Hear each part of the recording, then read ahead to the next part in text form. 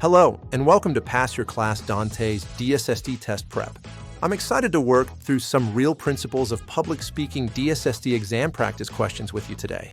Pass Your Class has been the trusted partner for students pursuing college credit through Dante's examinations for over a decade, and we're delighted to consistently maintain our outstanding 98% success rate among students who use our proven study materials.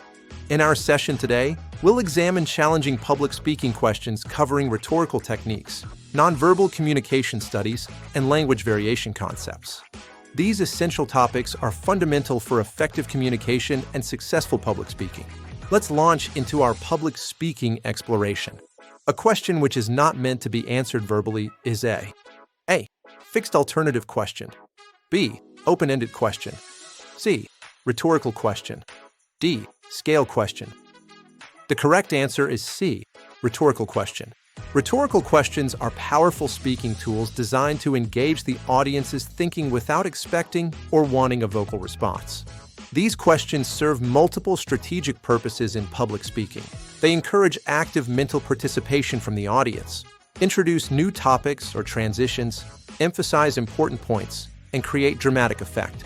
When speakers pose rhetorical questions, they're inviting listeners to internally reflect on the issue, consider their own experiences or opinions, and become more invested in the presentation.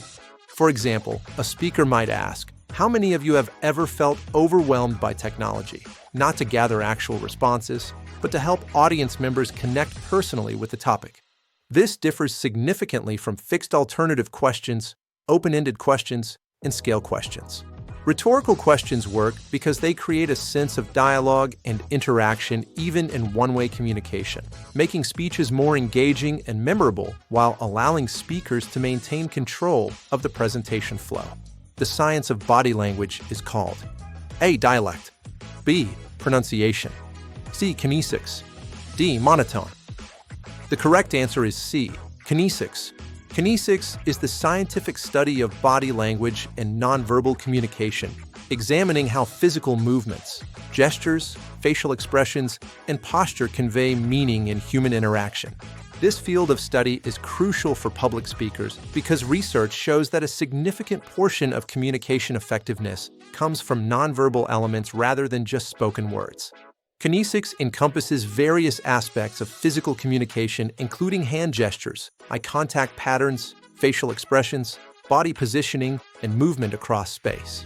Understanding kinesics helps speakers align their physical presence with their verbal message, project confidence and credibility, engage audiences more effectively, and avoid contradictory signals that might undermine their message.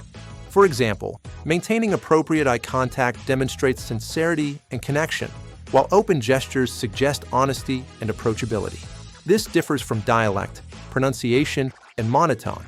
Effective speakers develop awareness of their kinesic behavior to ensure their body language supports and enhances their spoken message rather than distracting from it or sending conflicting signals to the audience.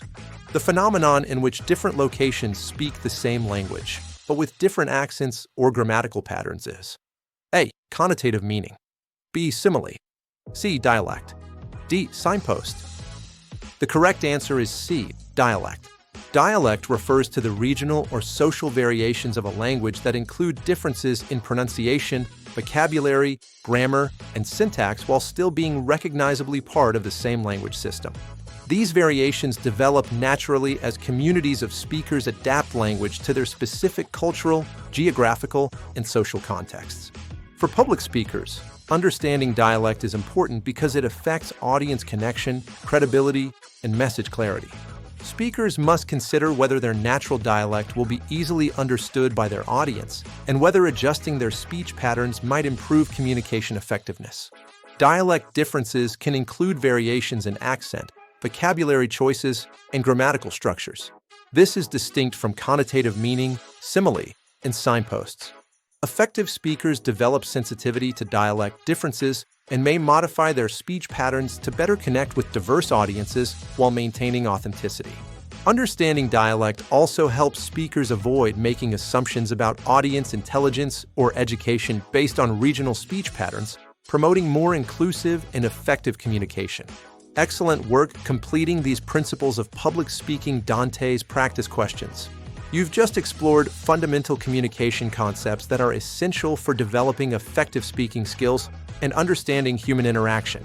These questions offer just a small glimpse of the comprehensive public speaking content covered on the actual DSST examination.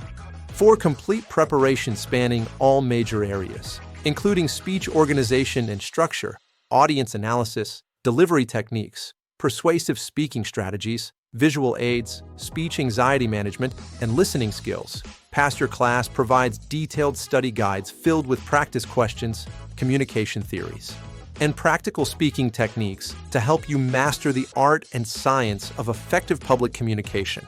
Check out PassYourClass.com today to access your Principles of Public Speaking Dantes DSST study materials and become part of our successful community where 98% of students pass their DSST exams using our comprehensive preparation resources. Thanks for exploring public speaking principles with us today, and we're confident you'll achieve outstanding results on your Dantes examination.